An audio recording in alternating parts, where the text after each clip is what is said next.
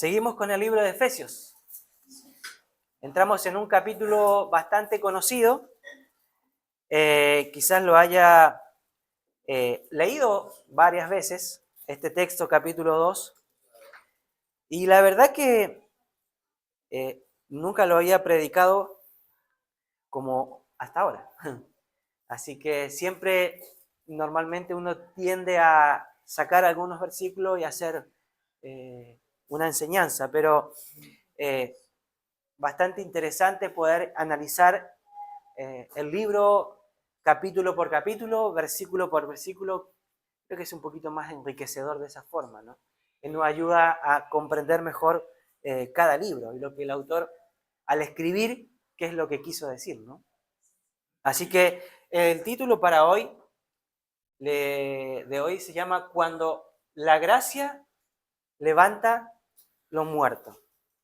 Efesios 2, del 1 al 10. Vamos a leer eso un poquito más adelante. Ahora vamos a hacer una pequeña introducción.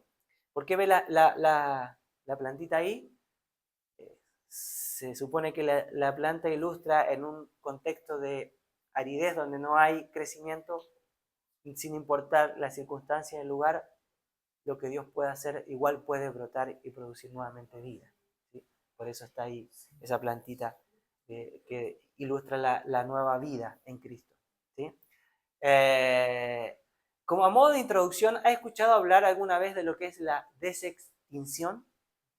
Bueno, para los que no saben, yo tampoco sabía, la idea de revivir las especies extintas, ¿sí?, es lo que se conoce como desextinción, ¿no? Y eso está siendo explorado, ¿no es cierto?, seriamente por los científicos hoy día. Por ejemplo, no se trata de, como dice ahí, una resurrección literal, sino que de recrear nuevamente especies desaparecidas, mediante ¿cómo? La ingeniería genética, la clonación y el retrocruzamiento. ¿Qué es eso? Estuve averiguando ahí un poquito de ciencia, que el retrocruzamiento es un cruce genético que se hace. Por ejemplo, para que se pueda entender, yo tengo una planta A que me da frutos grandes, pero es muy sensible a las enfermedades esa planta. Y tengo la planta B, que es más fuerte para las enfermedades, pero tiene frutos pequeños. ¿Qué hago? Cruzo genéticamente ambas plantas, me va a dar una planta C, que se le llama planta híbrida porque es la unión de dos plantas diferentes, me va a dar un fruto grande, pero un poquito más sólida para las enfermedades. ¿Qué se hace? Se hace un recruzamiento de este híbrido con la planta A, que es la más fuerte para las enfermedades. Y sale ahí lo que sería una planta nueva con frutos grandes y fuerte para soportar las enfermedades. Eso es un recruzamiento. Y eso hace. Y hoy día se está analizando poder nuevamente desextinguir algunos animales que fueron extintos. Por ejemplo, este mamut lanudo fue extinto hace más de 10.000 años. Y la ciencia está tratando de nuevamente traerlo a la vida. Después, otro más es el que se conoce como el tigre de Tasmania. También dejó de existir en el año 1900, extinto ya. Y otra especie es el lobo gigante que se conoce, ¿sí? Está tratándose, sí, casi dice que está listo, dice que este llega a pesar cerca de 100 kilos. ¿Sí? Es una tremenda bestia, el lobo gigante está tratando de nuevamente traer. Ahora, ahí todo se genera un montón de dudas porque muchas de las especies ya no tienen el clima de esa época, entonces también todo un tema controversial esto. Ahora, y la pregunta es, ¿qué relación tiene esto con Efesios, no? ¿Por qué hablamos de esto, no? ¿Sí? Bueno, porque la ciencia busca, ¿qué hace? Revivir especies extintas o casi desaparecidas, ¿no? Restaurando lo que parecía perdido. Entonces, la ciencia de alguna u otra manera está tratando de revivir o resucitar aquello que ya está muerto. Ahora, Efesios, ¿no? En el capítulo 2, describe cómo Dios nos da vida espiritualmente. Aun cuando nosotros estábamos completamente muertos en nuestra condición de pecado. No necesita desextinción, hacer la desextinción en nosotros. Porque Él tiene el poder para resucitar lo que estaba muerto. Entonces, ahora sí vamos a leer, después de esta pequeña introducción de ciencia, ¿sí? Vamos a leer Efesios 2, del 1 al 10, ¿sí? Y dice así la palabra del Señor. Dice, y Él os dio vida a vosotros cuando estabais muertos en vuestros delitos y pecados, en los cuales anduvisteis en otro tiempo, siguiendo la corriente de este mundo, conforme al príncipe de la potestad del aire, el espíritu que ahora opera en los hijos de desobediencia, entre los cuales también todos nosotros vivimos en otro tiempo en los deseos de la carne, haciendo la voluntad de la carne y de los pensamientos, y éramos por naturaleza hijos de ira, lo mismo que los demás. Versículo 4. Pero Dios, que es rico en misericordia, por su gran amor con que nos amó, aun estando nosotros muertos en pecados, nos dio vida juntamente con Cristo. Por gracia sois salvos, y juntamente con Él nos resucitó, y asimismo nos hizo sentar en los lugares celestiales con Cristo Jesús, para mostrar en los siglos venideros las abundantes riquezas de su gracia en su bondad para con nosotros en Cristo Jesús. Versículo 8. Porque por gracia sois salvos por medio de la fe, y esto no de vosotros, pues es don de Dios, no por obras para que nadie se gloríe, porque somos hechura suya, creados en Cristo Jesús para buenas obras, las cuales Dios preparó de antemano para que anduviésemos en ellas. Hay mucha tela por cortar aquí, ¿eh? Sí, es mucho, espero no aburrirlos nuevamente.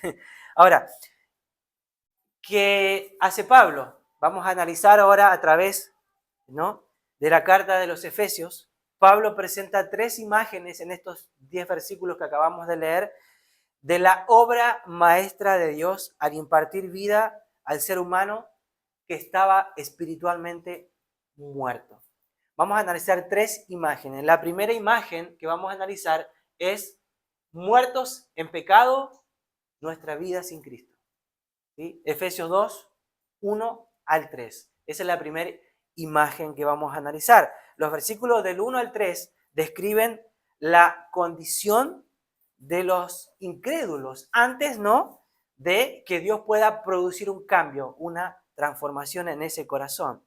Lo primero que va a hacer el versículo 1 es la condición descrita. Dice, y Él os dio vida ¿cuándo? Cuando estabais, dice, muertos en vuestros delitos y pecados. Este versículo demuestra la terrible condición de la vida del hombre sin Cristo. Dice que estábamos muertos. La causa de esta muerte espiritual se describe como consecuencia de los delitos y pecados que el hombre cometía, ¿no? La palabra delitos es paraptoma, que significa pasos equivocados o faltas cometidas como actos de voluntario o de la voluntad. Entonces, lo que está diciendo aquí, nosotros estamos muertos en nuestros delitos, no de manera sin intención, sino con una intencionalidad. El hombre sin Cristo peca intencionalmente contra Dios. El hombre que está lejos de Dios, el hombre no regenerado, el hombre no transformado, siempre va a pecar deliberadamente en contra de los principios y valores que el Señor nos estipula en su palabra. Barclay, uno de los grandes comentaristas, dice lo siguiente: el término delito significa literalmente resbalón o caída, pero se usa para describir al hombre que pierde el camino o se extravía, o de aquel que no logra adquirir la verdad o se aleja de ella. Entonces, lo que está diciendo, el hombre, por causa de su propia decisión, comete delito, se aleja decididamente y voluntariamente en contra de lo que Dios establece. Y la siguiente palabra es pecado. Este es un término más conocido, ¿no? Que pecado es, en el griego es hamartía, o jamarquía, o hamartía, como quieran decir. Es una palabra de la que se utilizaba en la caza y del tiro deportivo o guerrero, ¿no? Y quiere decir no dar en el blanco. Es decir, cuando un tirador lanzaba una flecha y él fallaba el tiro, se decía que ese tiro era un tiro de jamartía. Era un tiro que no daba en el blanco, que fallaba. Por lo tanto, el pecado es el fracaso en el intento de alcanzar una meta en la vida. Es el intento desde el lado humano, a través de sus propios medios, de poder acercarse a Dios, sin considerar a Dios en eso. Entonces, para Hamartía nos pone cara a cara con lo que realmente es el pecado. Es decir, el fracaso en lo que podemos llegar a ser, pero no lo somos. Porque el hombre nunca va a poder acercarse a Dios de manera personal, con sus propios esfuerzos, con sus propias justicias, ¿no? Es errar en el blanco. Eso es hamartía, es pecado. Querer acercarse a Dios a través de sus propios medios. Y eso nos lleva aún a alejarnos más de Dios. Ambas palabras, las dos palabras, ¿sí?, son prácticamente sinónimas, ¿no? Y usadas juntamente enfatizan la condición triste y desesperante del pecador. Las personas no regeneradas, ¿sí?, están muertas, dice, en delitos y pecados. Esa muerte es una muerte espiritual, no física, obviamente, ¿no? Ya que las personas no salvas están bien vivas físicamente. ¿Sí? Pero Pablo, en otro libro, en Colosenses 2:13, dice, y a vosotros estando muertos, nuevamente vuelvo a utilizar aquí lo que dice aquí en Efesios, en pecados y en la incircuncisión de vuestra carne, os dio vida juntamente, dice, con él perdonando todos los pecados. Es decir, alguien que está muerto espiritualmente no tiene comunicación con Dios. Está separado de él de manera indeterminada. Entonces, cuando Pablo dice nosotros, él nos dio vida cuando estábamos muertos espiritualmente, por causa de nuestras decisiones, delitos, pecados, por causa de nuestra rebeldía, de tener una vida lejos de Dios, de llevar una vida en base a nuestros propios criterios, en base, que lo vamos a ir analizando más adelante, a los parámetros que la sociedad establece. Una sociedad que cada día está más lejos de Dios, que los principios y valores han cambiado. Lo que antes era malo, hoy día es bueno. Y lo que era bueno, hoy día ya no es tan bueno. Porque todo es relativo hoy día. ¿Sí?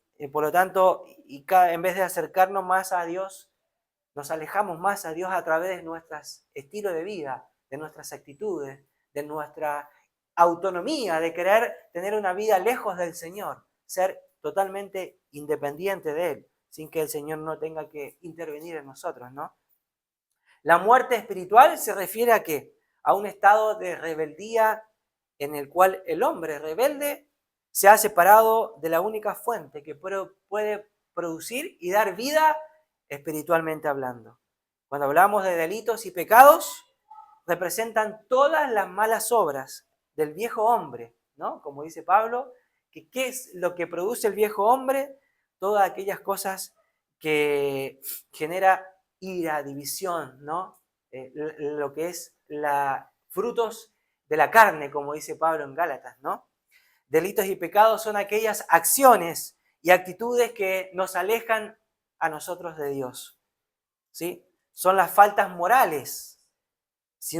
Una forma de vivir totalmente desconectada de los principios y valores de Dios, lejos de Dios, sin importar lo que Dios nos dice en su palabra.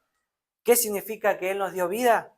Pablo está hablando aquí de una regeneración espiritual, ¿sí?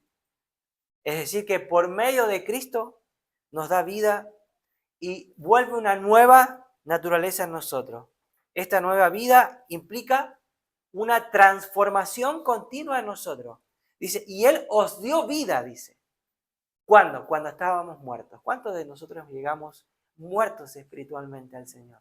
Con una vida prácticamente destrozada espiritualmente hablando. Con una vida totalmente destruida por causa del pecado. Y Él nos resucitó, nos dio vida, y vida, como dice su palabra, vida en abundancia, ¿no? Amén. Estar vivo significa de que continuamente Dios está obrando en cada uno de nosotros, que fuimos resucitados espiritualmente en Cristo. Amén. Eso significa que la vida en Cristo se manifiesta cada día, en cada decisión que tomamos, en los hábitos que tenemos, ¿no? En las relaciones que tenemos como personas, en nuestras prioridades. Cada vez que decidimos amar, perdonar, servir al Señor, resistir la tentación, eso implica de que estamos vivos espiritualmente hablando y que Cristo nos ha resucitado por medio de lo que Él puede hacer. La segunda condición que nos muestra en los versículos 2 y 3 es la condición gráfica, que dice versículo 2, en los cuales anduvisteis en otro tiempo, siguiendo, dice, la corriente de este mundo, conforme al príncipe de la potestad del aire, el espíritu que ahora opera en los hijos de desobediencia. Dice, la vida anterior que teníamos sin Cristo, dice Pablo, en los cuales anduvisteis en otro tiempo. Esta es la primera y se refiere a la conducta moral habitual de ellos, las personas que no han sido regeneradas, ¿no? O como diríamos hoy en día, el estilo de vida. ¿Cuántos de nosotros no andábamos antes de conocer al Señor y vivíamos de acuerdo a los principios y valores de esta sociedad? ¿No? ¿Cuántos de nosotros teníamos un estilo de vida libre de libertinaje, de pecado, totalmente entregado, ¿no? A los placeres de esta vida? Dice, los cuales anduvisteis, dice. Lo bueno es saber que habla en tiempo pasado, ¿no? Que el Señor ya nos resucitó. De lo que nos ha librado el Señor, ¿no? ¿Sí? De lo que nos ha sacado el Señor. ¿Sí? Dios nos ha restaurado de ese estilo de vida. En otro tiempo señala que algo que ya fue en el pasado, ¿no? Algo que ya no define a lo que somos hoy como hijos de Dios. Es algo pasado, como se dice el pasado, pisado, ¿no? Y después dice, este estilo de vida rebelde era conforme, dice, ¿a cuál? A la corriente de este mundo y al príncipe de la potestad del aire, ¿no? Está hablando aquí, es decir, la vida desobediente y pecaminosa de los gentiles seguía las normas pecaminosas de su edad y las costumbres malas, ¿no? Y las malas costumbres de ese mundo. La palabra, cuando dice la palabra corriente habla en el griego de aion, que aion habla de los sistemas de valores, de las prioridades y deseos que dominan hoy día en la sociedad. Entonces, cuando dice aquí, siguiendo la corriente, siguiendo el sistema de valores de este mundo.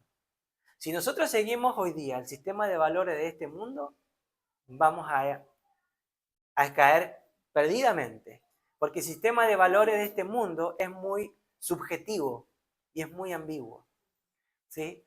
Hoy está tratando de imponerse la libertad de género, ¿sí? La igualdad para que todos seamos iguales, siguiendo la corriente de este mundo, los pensamientos, el sistema de valores que predomina hoy en este mundo. Hoy el sistema de valores que predomina en este mundo hoy es un relativismo absoluto.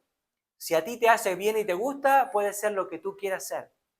Puedes sentirte como tú te sientes. Puedes expresar lo que tú crees que sientes que eres. Ese es el sistema de valores, la corriente que hoy gobierna en este mundo. Y Pablo dice, ustedes antes vivían bajo esos valores, bajo esos parámetros que la sociedad intenta forzosamente implementar y que hoy día se está tratando también de insertar dentro del ámbito religioso. A tal punto que hoy en día hay iglesias que ya aprueban la igualdad de género dentro de sus denominaciones. Se está infiltrando esta corriente, este pensamiento dentro del ámbito religioso y evangélico también. Ya hay leyes que se han aprobado, sobre todo en Estados Unidos. Hay denominaciones que ya aprueban la igualdad de género. Entonces, Pablo dice, no debemos vivir de esta manera. No debemos guiarnos por estos pensamientos. Y cuando habla la corriente de este mundo, y la palabra mundo ahí es cosmos, que cosmos es el sistema organizado satánicamente. Que oye, porque ¿quién es el que, como dice, ¿no? ¿Quién es el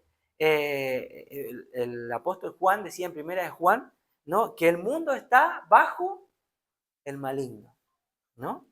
Y Pablo en segunda de Corintios también habla de que el Dios de este siglo.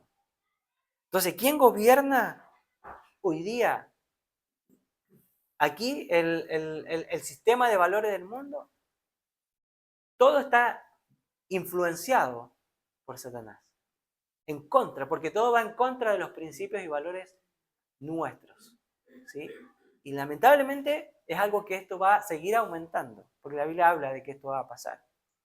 Pero es ahí donde nosotros tenemos que confiar y afirmarnos firmemente y serle fiel al Señor contra todo lo que la sociedad pueda llegar a decir. En contra de que todos aquellos que quieran venir y tratarnos de intolerantes, ¿no? De trogloditas, ¿no? Que tenemos leyes muy antiguas. Pero nosotros no podemos ceder ante la presión de la sociedad. Defendamos lo que nosotros creemos que Dios nos está pidiendo que debemos hacer como hijos de Dios. Amén. Pablo también habla, dice lo siguiente, en el mismo versículo, dice, describe a este mismo príncipe como el espíritu, dice que ahora, que actúa hoy día en los hijos de desobediencia. Es un espíritu maligno que ejerce su influencia sobre los que viven en el pecado y se caracterizan por una rebeldía contra Dios. ¿Sí? Cualquier similitud con la realidad en que vivimos es pura coincidencia, ¿no? Con esta expresión, Pablo, ¿qué hace? Señala a Satanás como el que reina sobre los demonios y otros agentes de la maldad. De hecho, Jesucristo mismo, en Juan capítulo 16, versículo 11, dice que describe a Satanás como el príncipe de este mundo. ¿Sí? Ese mismo espíritu es el que hoy día está actuando y operando sobre aquellos que no han sido regenerados, como dice la Escritura, sobre los hijos de desobediencia. Por eso no nos pueden entender a nosotros. No nos aceptan, no nos quieren mucho a nosotros, los evangélicos, los hijos de Dios.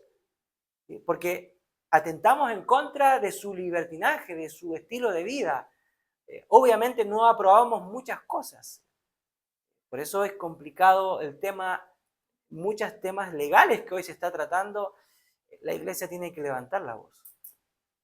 Hay muchas leyes que hoy se está tratando de infiltrar sutilmente dentro de la sociedad que nos puede afectar. Gracias a Dios estamos en un país que todavía tenemos la libertad de expresión, entre comillas, de poder, no sé, hablar, ¿no es cierto? Y poder proclamar lo que creemos y confesamos. Pero aún así, podemos ser, muchas veces algunos son censurados, son atacados, ¿no?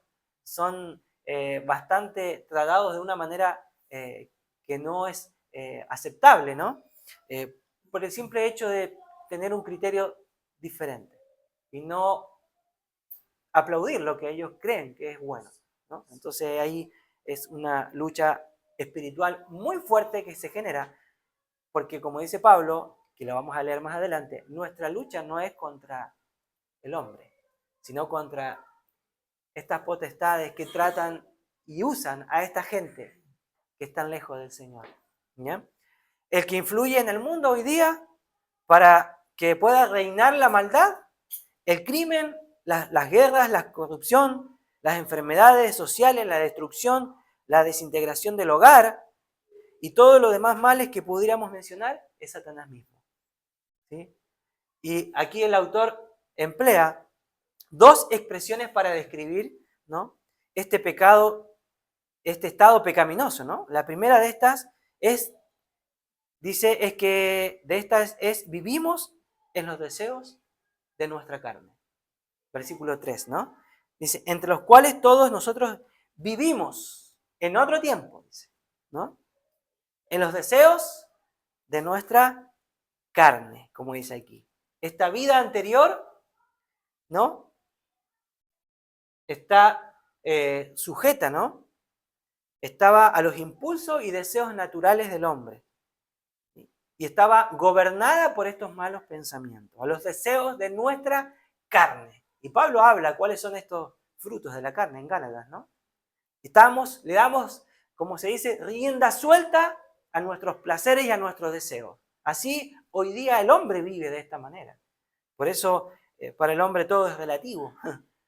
Mientras no me haga mal a mí, disfruta ya lo que quieras tú, como sea, ¿no? Para el apóstol Pablo, el concepto de la carne no se limita solamente a los apetitos del cuerpo. Incluye todo lo que es el mal, de la naturaleza del hombre, del pecado. Todas las formas de desobediencia a Dios que brotan de un corazón totalmente egocéntrico. Un corazón lleno de orgullo, de amargura, de ira, de enojo, de resentimiento, de avaricia, de malos pensamientos. Todo eso es darle rienda suelta a este deseo que hay en la carne. El pecado no era solo una debilidad, sino que era una elección constante y voluntaria del hombre que se decidía constantemente apartarse y alejarse de Dios. Por eso Pablo en Romanos dice, capítulo 1, que Dios los entregó a sus propias concupiscencia, a sus propias pasiones y deseos, porque el hombre decide hacerlo de esa manera. ¿Y cuál era el resultado? ¿Cuál fue el resultado de esto? El resultado de este estado moral se describe, como dice el versículo casi al final del versículo 3, que éramos por naturaleza hijos de ira, dice el versículo 3, ¿no? Lo mismo que los demás, dice, ¿no? Éramos. Lo bueno es que aquí Pablo hace una diferencia, ¿no? Por naturaleza implica que esa tendencia divina se debe más a lo que uno es y no solamente a lo que uno hace como pecador. Es decir, por naturaleza indica que esta condición no era solo por conducta, sino que era algo por una identidad.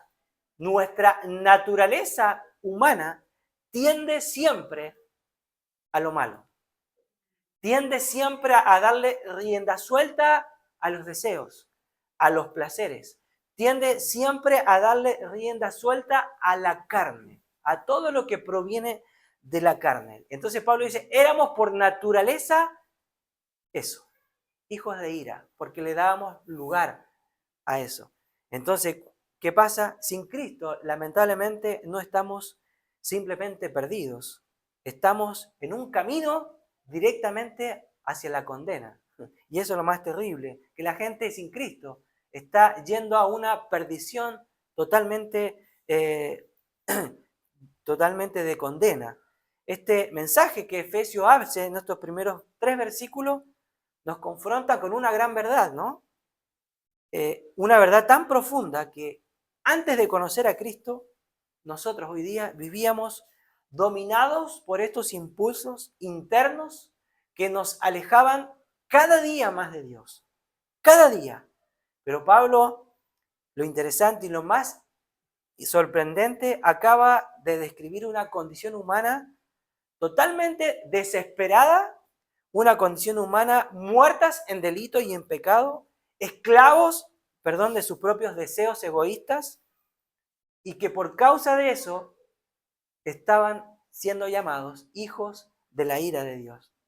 Pero Pablo en el versículo 4 irrumpe con 2 palabras que lo cambia absolutamente todo. Y el versículo 4, y aquí vamos a ver la segunda imagen de este mensaje, que es la resucitados en Cristo. Versículo 4 al 7. El versículo 4 dice, pero, siempre que hay un pero, uno tiene que prestar una atención, porque no está por estar, tiene un propósito. La unión pero introduce ¿qué? La acción nueva que Dios hace a pesar de lo que éramos antes. Cuando alguien dice, hiciste esto mal, pero podemos recastar esto que aún se puede salvar, ¿no? ¿Qué da? Esperanza. Uno dice, bueno, por lo menos algo hice bueno. ¿Sí? No lo rompí todo, ¿no? Bueno, alguien choca algo, rompe auto, bueno, mira, lo chocaste, pero se salvaron, aunque sea los 4 neumáticos. Bueno, por lo menos los neumáticos no tengo que comprar. ¿Sí? Pero ese pero genera una esperanza. ¿Sí? A pesar de lo malo, puede haber algo bueno. Y aquí lo que Pablo está diciendo con este pero que dice Pablo, ¿no? Es que nos dio vida. Este pero no es una simple transición gramatical, es un contraste totalmente radical, rotundo, es un cambio. Pablo está diciendo, aunque tú estabas perdido, aunque tu condición era trágica, Dios intervino. Ese pero da esperanza. Todos estábamos, cada uno de nosotros, condenados por causa de nuestros pecados, por causa de nuestra desobediencia, por causa de nuestro egocentrismo, por causa de darle rienda suelta a los placeres de nuestra carne. Pero lo bueno es saber que Dios intervino para que nosotros podamos salir de esa condición que estábamos muertos en nuestros pecados, ¿no? Lo que el hombre muerto y pecaminoso no puede hacer por sí mismo, porque no puede hacerlo, porque está muerto, porque un muerto no puede salvarse a sí mismo, Dios lo pudo hacer. ¿Por qué? Él describe que este Dios, dice versículo 4, pero Dios, que es rico en misericordia. Qué tremendo, ¿no? Con su gran amor con que nos amó. Si hay alguien que dice, yo tengo un Dios que es rico, pero no rico en recursos económicos, es rico en misericordia, es rico en su amor. Cuando habla de riqueza, habla de abundancia, de exceso, ¿no? Y la palabra rico en misericordia, la versión la Septuaginta, que es la traducción del Antiguo Testamento al griego, del hebreo al griego, la palabra misericordia, eleos, traduce la palabra hebrea, cuando traduce la palabra amor, que es en hebreo es gesed, y cuando se traduce al griego, la traducen como helios. Y helios en el Nuevo Testamento significa una bondad inmerecida hacia los pecadores. O sea, es un amor inmerecido a seres que no lo merecen. Entonces, cuando está diciendo aquí Pablo, dice, pero lo bueno es saber que recibimos el amor que no merecíamos por causa de nuestro pecado. Pero igual lo recibimos. Aunque no lo merecíamos, el Señor decidió darnos, ¿no? El restaurarnos. O sea, Dios se compadece de la situación miserable del pecador y ¿qué hace? Toma la iniciativa en perdonar los pecados. Esta misericordia es una misericordia abundante, generosa y extremadamente grande. Por eso dice Pablo, este amor, este Dios, es un Dios que es rico en misericordia porque da mucho más allá de lo que merecemos. Es como que a Dios desborda de amor. Dice, tengo tanto amor que no me importa en la condición en la cual estabas, que decidí amarte aún ahí donde estabas postrado, rendido, donde estabas muerto, decidí llegar a ese lugar y decidí darte vida y vida en abundancia. Amén. Qué tremendo, ¿no? Pablo está aquí describiendo, ¿no? Diciendo, Dios no nos salvó porque lo merecíamos, sino porque su misericordia es más grande que nuestra culpa. Amén. Así que Dios, quien es rico en mostrar su bondad inmerecida, actúa a favor de los pecadores. ¿Por qué? Por su gran amor con que decidió amarnos.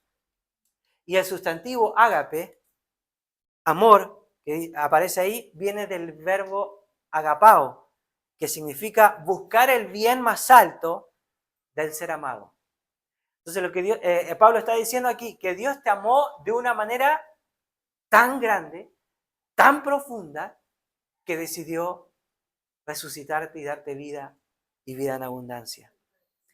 Este amor es un amor que inicia, que rescata, pero también es un amor que transforma la vida y el corazón de la persona que recibe ese amor. No es un amor emocional solamente, es un amor sacrificial, porque Él envió a su Hijo a morir por cada uno de nosotros. Romanos 5 dice, cuando nosotros todavía éramos pecadores, Cristo murió por nosotros.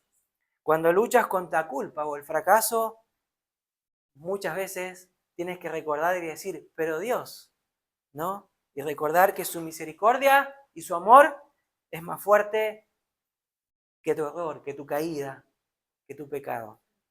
Aún dice, estando nosotros, dice el texto, muertos en pecado. Nos recuerda que la salvación no es una mejora moral, sino que es una resurrección espiritual.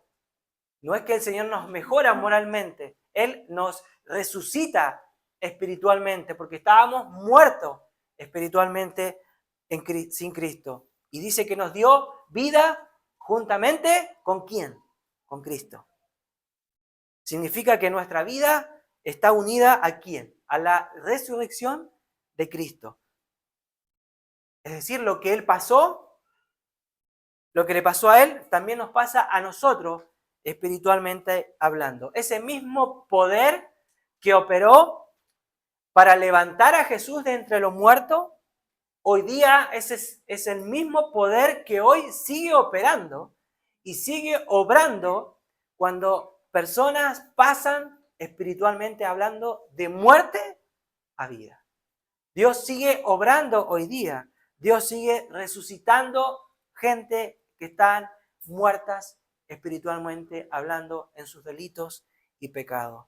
Por eso nuestro evangelio es un evangelio de poder, que puede cambiar, que puede transformar los corazones de las personas. El estado de muerte requería ¿qué? Una resurrección. Y Pablo dice que este creyente que resucita es una nueva criatura. ¿Ha escuchado eso? ¿Sí? De hecho, el Señor le dice a Nicodemo, tienes que nacer de nuevo. Nicodemo no entendía, así como nosotros. ¿Cómo voy a hacer para volver nuevamente, no? Y en Juan capítulo 5, el Señor Jesús dice que aquel que viene a Cristo tiene vida eterna y dice, y no vendrá ya más a condenación. Mas ha pasado, dice, de muerte a vida, espiritualmente hablando. Y este hecho, lo bueno que este hecho de dar vida al no regenerado es un hecho de pura gracia. ¿Sí? Porque el versículo dice, ahí entre paréntesis, pero después más adelante lo vuelve a decir, en el versículo 5, por gracia soy salvo. Es como diciendo, estoy advirtiendo de lo que después voy a decir. ¿Sí? Es por pura gracia. Y ahí vamos a decir, Pablo interrumpe su frase para destacar y subrayar lo que pone entre paréntesis ahí en el versículo 5, que esta salvación no lo merecíamos, ni tampoco la ganamos, ni tampoco la pedimos, porque el hombre no lo pidió, sino que fue netamente por gracia de Dios. El verbo sois salvos por gracia, en el griego está en un tiempo bastante perfecto, que expresa un estado que pasó, que sucedió en el pasado, pero que sus consecuencias siguen estando vigentes a través del tiempo. Entonces está diciendo, habéis sido, o sea, ya fueron, ya el Señor lo hizo, ¿no es cierto? Haber pasado de muerte a vida. Esto destruye todo orgullo de uno, espiritualmente hablando, ¿no? ¿Por qué? Porque no somos salvos por ser buenos. No hay ni un justo, dijo Pablo. Nadie es bueno aquí. Aquí el que se cree ser bueno, ¿sí? Sino porque todos hemos pecado y fuimos salvos porque por su gracia y porque si hay alguien que es bueno, ese es Él. Porque Dios ha sido bueno. Tanto la resurrección de Jesús como la regeneración de nuestras almas es una obra netamente de Dios, la que se manifestó por medio de su misericordia y por medio de su amor. Fue una manifestación de la misericordia y del amor de Dios. Esto nos lleva a analizar el versículo 6, que también nos dice que Dios nos resucitó y nos sentó con Cristo. De hecho, la Biblia de las Américas, ¿no? Como la tienen ahí, interpreta estas acciones de la siguiente manera y la traduce de esta manera. Y con Él, dice, nos resucitó y con Él nos sentó en los lugares celestiales con Cristo Jesús. O sea, espiritualmente hablando, estamos sentados con Cristo Jesús después de haber resucitado. Dice, y juntamente con Él nos resucitó. Esto habla de estar resucitados posicionalmente. El estado de Cristo después de su resurrección fue nuevo, fue poderoso y fue único. Así también nosotros como hijos de Dios, en Cristo, ¿no? También estamos posicionados con Él. Antes estábamos muertos, dice versículo 1, en nuestros delitos y pecados. Pero ahora, ¿dónde estamos? Sentados, posicionados con Cristo, resucitado. Amén. Nos hizo sentar en los lugares celestiales con Cristo Jesús. O sea, los creyentes hoy día están posicionados espiritualmente en el cielo, ¿dónde está Cristo? Como dice ahí, aunque estás aquí en la tierra hoy día, nuestra identidad y nuestra ciudadanía, ¿dónde está? En el cielo. ¿Sentados con quién? Con Cristo. Por eso Pablo en Colosenses dice, si pues habéis resucitado, ¿qué dice? Con Cristo, ¿qué hace? Buscar ¿qué? Las cosas de arriba. ¿Dónde quién? ¿Dónde está quién? ¿Dónde está Cristo sentado a la diestra de Dios? Por eso si fuimos resucitados espiritualmente, tenemos que buscar las cosas de arriba, espiritualmente hablando. Y aquí vuelvo a insistir en lo que varios domingos he dicho lo mismo. Los mayores beneficios que recibimos del Evangelio, de la obra de Cristo, son netamente espirituales, no son materiales. ¿Sí? Y aquí vuelvo a insistir y voy nuevamente a atacar la teología de la prosperidad. ¿Sí? Porque son todos, ¿dónde estamos hoy espiritualmente? Sentados con Cristo en los lugares celestiales. Amén. Qué tremendo, ¿no? Él está sentado en los lugares celestiales. Físicamente, Cristo está sentado, sí, allá. Pero nosotros los creyentes hoy estamos sentados con Cristo en los lugares celestiales espiritualmente hablando. Ese poder divino que puede dar vida, que puede resucitar y puede levantar al más incrédulo de entre los muertos, es el mismo poder que hoy está operando en este mensaje que nosotros transmitimos y compartimos y llevamos un mensaje. Por eso llevamos un mensaje de esperanza, un mensaje que puede cambiar y transformar el corazón y la vida de una persona. Amén. Versículo 7 dice, ¿para qué Dios hizo todo esto? Para mostrar en los siglos venideros las abundantes riquezas de su gracia en su bondad para con nosotros en Cristo Jesús. La palabra mostrar en el original habla de desplegar y demostrar. O sea, habla de evidenciar. ¿Sí? Es como si yo tengo un regalo y lo abro y se lo muestra todo. La palabra mostrar habla de eso. Y mostrar quiere decir exhibir, ¿no? Manifestar, ¿no? Y lo que está diciendo aquí Pablo es que Dios quiere mostrar, Dios quiere exhibir, Dios quiere manifestar ¿qué? Su gracia y su misericordia. Él no la quiere ocultar, sino que la quiere exhibir públicamente, ¿no? Es como si Dios dijera hoy día, mira lo que mi amor y mi misericordia puede hacer. ¿Y a través de quién exhibe ese amor y esa misericordia? A través de su iglesia. A través de cada creyente que evidencia una vida cambiada, una vida transformada, una vida regenerada, una vida que estaba muerta espiritualmente, con una vida que está viva espiritualmente. Cuando una vida es renovada, restaurada, es como si Dios proclamara y dijera, ¿observas esta transformación? es el reflejo de mi misericordia. ¿Percibes ese corazón renovado? Esa es la manifestación de mi gracia. Es como que Dios quiere exhibir lo que Él está haciendo a toda la humanidad. Amén.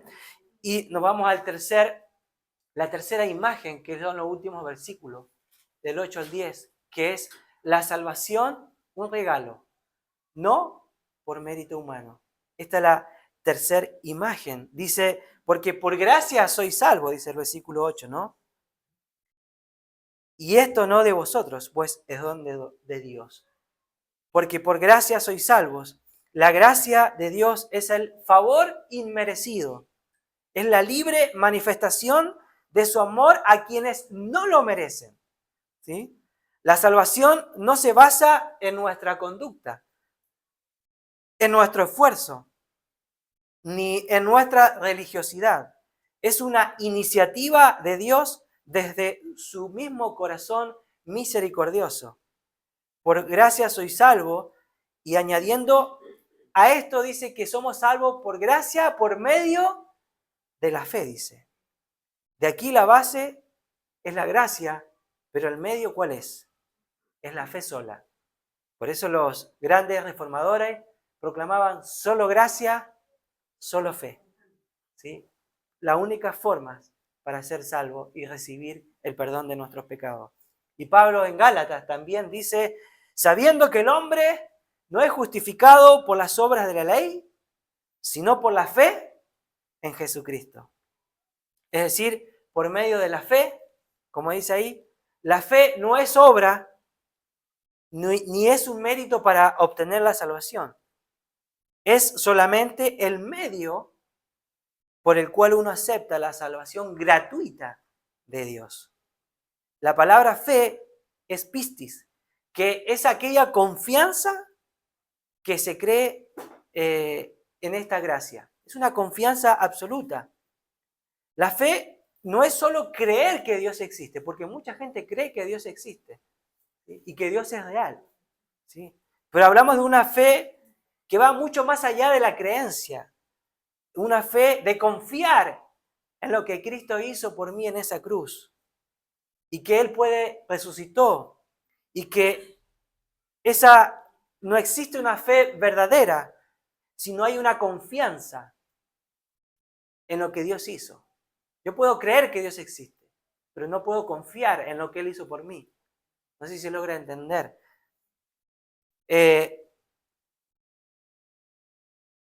Jan Francis Gravalet, dice, ¿quién es ese? Bueno, ese fue la primera persona que pasó cruzando las cataratas del Niágara en el año 1900 a través de una cuerda, ¿sí? No sé si has visto alguna vez una imagen de las cataratas, pasaron una cuerda y él pasó caminando. Fue el primero en que logró hacerlo a través de una soga que pasaron. Y después lo hizo con una persona arriba, ¿sí? Y logró caminar. Dicen los historiadores que cuando él llega a donde estaba el público, la persona que venía arriba de él se baja, él le pregunta, ¿no? A otro señor y le dice, que estaba ahí en el público, le pregunta, le dice, ¿cree que puedo llevarlo a usted también? Le dicen, ¿no? Y el señor respondió, obvio, si lo acabo de ver que lo ha hecho con otra persona. Entonces suba, le dijo. Pero él le contestó, ni pensarlo. Entonces, ¿qué nos lleva a esto? Que la salvación, ¿sí?, es el resultado de estas dos, de gracia y de fe. Es decir, ambas vienen unidas. De nada me sirve creer en algo si yo no confío en lo que Él hizo por mí. Entonces, y que esto, como dice aquí, la salvación es el resultado de estas dos, como dice ahí, gracia y fe. Y vienen como un don gratuito de parte de Dios. Y no es por ningún mérito o esfuerzo del pecador. Como dice ahí, la NBA, la Nueva Biblia de las Américas, lo traduce de la siguiente manera. Dice, porque por gracias ustedes han sido salvados por medio de la fe. Y la palabra han sido, esa frase, ¿no?, esta estructura verbal, en el griego da a entender un hecho consumado, pero que el beneficio continúa y continuará a través del tiempo. Entonces, Lo que está diciendo aquí Pablo, ustedes ya han sido salvos, ya han sido resucitados por medio de lo que Cristo ya hizo, por medio de su muerte en la cruz. Y hoy están sentados espiritualmente hablando. Entonces, esa fe me tiene que llevar a confiar y a creer en lo que Cristo hizo. Aquí esta salvación no tiene su origen en el hombre, porque dice, no de vosotros, dice, pues es don de Dios, sino que su fuente es la gracia de Dios, puesto que esto es un don de Él. Por tanto, puesto que nadie puede salvarse a sí mismo por su propio esfuerzo, nadie tampoco se puede gloriar. La gloria solamente le pertenece a Él, ¿sí? No puedes, como dice ahí, no puedes jactarte de haber descubierto a Dios, porque Él te buscó, Él te atrajo y te dio vida. Si hoy estás aquí, no es porque tú lo buscaste a Él, sino porque Él te buscó primero y te atrajo y te resucitó y te dio vida. Amén. Pablo habla de cualquier esfuerzo humano aquí, o cualquier actividad buena, ¿no?, que hagamos para obtener el perdón. Aquí no se obtiene por más buenos que seamos. No existe ningún esfuerzo humano, ni cumplir en las leyes, ningún tipo de ley, ni hacer buenas obras, ¿no?, ni cumplir ningún tipo de leyes religiosas, ningún esfuerzo moral tampoco logra hacerlo. Nuestros esfuerzos para acercarnos a Dios no sirven para nada. La salvación es completa y absolutamente un regalo de parte de Dios, desde el inicio hasta el final de ella, ¿sí? Y dice, no por obras, ¿no?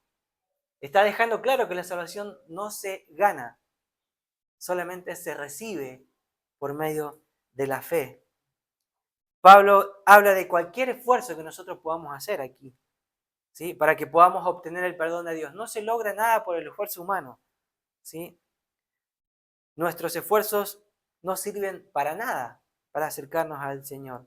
Segunda de Corintios 5:21 dice, al que no conoció pecado, por nosotros lo hizo pecado, para que nosotros fuésemos hechos justicia de Dios. ¿En quién? En Él, en Cristo. Y Tito, en el capítulo 4, dice lo siguiente, pero cuando se manifestó la bondad de Dios, nuestro Salvador, y su amor para con los hombres, nos salvó no por obras de justicia que nosotros hubiéramos hecho, sino ¿por qué? Por su misericordia.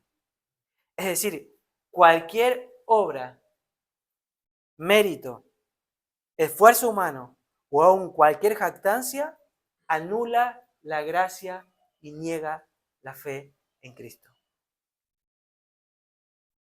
Cuando Pablo le escribe a los Gálatas, porque la iglesia le estaba exigiendo a aquellos que se estaban convirtiendo al cristianismo en los Gálatas, les estaban diciendo, para ser salvo no basta con creer, tienes que cumplir la ley, tienes que circuncidarte. Entonces Pablo le habla y le dice a los Gálatas, ¿no? No es necesario cumplir la ley para ser salvo, no necesitas hacer otra cosa para obtener el perdón, solamente tienes que creer y aceptar lo que Cristo hizo por ti. Y este peligro que existió en la iglesia de Gálatas sigue existiendo hoy día en la actualidad, porque hay gente que dice que para ser salvo no es suficiente solo con creer, tienes que hacer algo. O otros enseñan que insisten en que hay otra experiencia que tienes que vivir posteriormente a tu conversión, como una segunda obra de gracia para ser verdaderamente salvo, y no lo necesitas.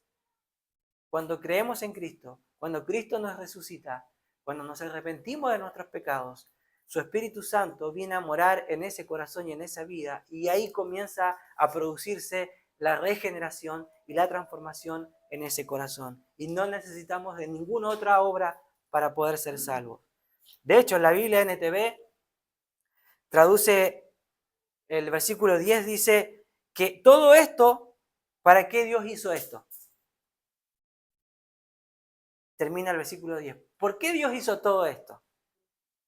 Aquí dice, porque somos hechura suya. La palabra hechura es poema y denota una obra de arte u obra maestra de un artista. Entonces, usted es una obra maestra del Señor. Es una obra de arte, ¿no? ¿Saben cómo lo traduce la NTV? Pues somos la obra maestra de Dios. Los creyentes somos hechura de Dios porque hemos sido creados una obra que solamente Dios puede hacer en Cristo Jesús. Pablo está diciendo aquí que tú eres una creación intencional de Dios, no un accidente, ni un producto genérico. Dios nos creó y te creó con un propósito. Y eres la obra maestra de Dios que hizo en tu vida. No eres cualquier persona. De hecho, Pablo lo ejemplifica en un texto muy, muy conocido. Esta obra maestra se genera después de una resurrección. Y Pablo dice en este texto en 2 de Corintios 5, 17, de modo que si alguno está en Cristo, es una nueva criatura. Las cosas viejas pasaron. Y aquí son todas hechas nuevas. Eres una nueva creación. Eres la obra maestra que Dios diseñó, pero con un propósito. No es que lo diseñó para solamente.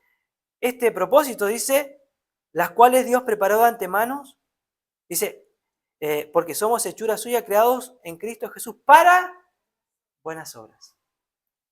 ¿No? El propósito de esta creación es que los creyentes hagan buenas obras. Las buenas obras son fruto, no es una raíz, son fruto de la salvación. Son expresiones concretas del amor, la misericordia, la justicia de Dios a través de nuestras vidas. Lutero decía lo siguiente: recibimos la salvación por la fe sin aportar obras, pero la fe que salva va siempre seguida de obras. ¿Sí? Es decir, la salvación no se recibe por las obras, ni tampoco por la fe más las obras. Se recibe únicamente por la fe y la salvación es obra de Dios. ¿Se acuerdan aquellos que tuvieron la posibilidad de estar cuando hablamos de Santiago, capítulo 2? Que Santiago dice que la fe sin obras es muerta. Bueno, aquí Pablo habla de lo mismo. Fuimos, ¿sí?, hechos, creados con un propósito, para hacer buenas obras. Y aquí tengo una imagen para que se pueda entender. No es fe más obra, no produce la salvación. Sí produce las obras, lo que es la fe produce la salvación y la salvación se evidencia a través de nuestras obras, como dice Santiago. ¿Cuáles obras? Las obras de amor, de misericordia, las obras de obediencia, ¿no? Aquí, como dice aquí, las cuales Dios preparó de antemano. O sea, esto quiere decir que Dios no improvisa, como veíamos en los domingos anteriores, ¿no? Él ya tiene un camino de obras preparados para nosotros. Dice, las cuales Dios preparó de antemano. O sea, desde antes. Hablamos en el capítulo 1 de que Dios había preparado y diseñado todo desde antes de la fundación del mundo. Dios nos había predestinado desde antes que naciéramos para esto. Para que después de vivir todo este proceso que Él hace de restauración, de resurrección, de transformación de vida, Él también, nosotros podamos evidenciar lo que Él hace a través de nuestras buenas obras, en el buen sentido de la palabra, ¿sí? Ahora, las obras no son tareas aleatorias, sino son parte de un plan eterno, de un propósito que Dios tiene.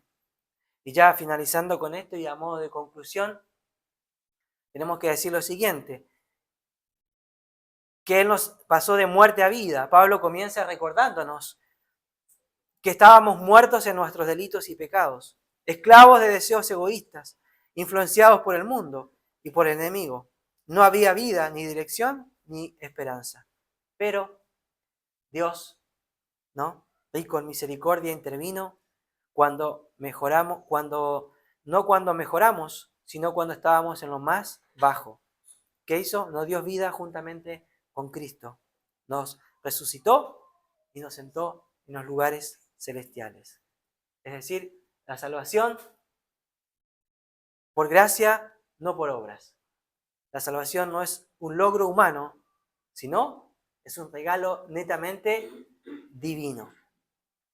Una vida con propósito. ¿Por qué? Porque Dios no solo nos salvó del pecado, sino que también nos creó de nuevo en Cristo. ¿Para qué? Para caminar en buenas obras, que Él mismo preparó. Somos su obra maestra, diseñados para reflejar su bondad en el mundo. ¿Sí? Este pasaje no solo nos dice de dónde venimos, sino quiénes somos. Quiénes somos ahora y para qué fuimos hechos. Es una invitación a vivir una vida como testigos vivos de la gracia, caminando las obras que Dios preparó con el corazón lleno de gratitud y propósito. Amén. ¿Sí? ¿Cuántos han sido bendecidos con estos versículos del libro de Efesios? Qué tremendo, ¿no? Lo que Dios hizo por cada uno de nosotros. Y que el Señor nos ayude, ¿no? A no callarnos, que podamos ser testigos, ¿no? De lo que Dios hizo en nuestras vidas y en las personas que tenemos a nuestro alrededor, de cómo Dios puede cambiar y transformar. Lo que está muerto lo puede resucitar y le puede dar vida y puede traer esperanza a ese corazón que está totalmente perdido sin Cristo. Amén. Gracias por escuchar este audio. Esperamos que haya sido de bendición para su vida. Para más videos y prédicas ingrese a nuestro canal de YouTube.